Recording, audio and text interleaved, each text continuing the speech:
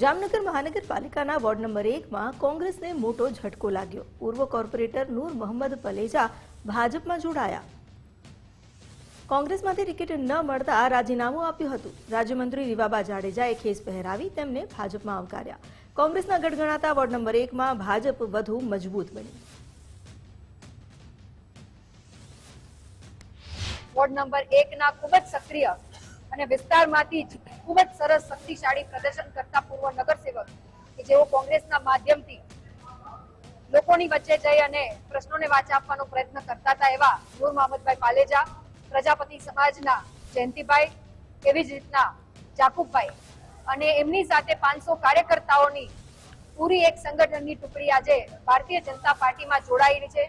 ત્યારે હું હૃદયપૂર્વક એમનું સ્વાગત કરું છું।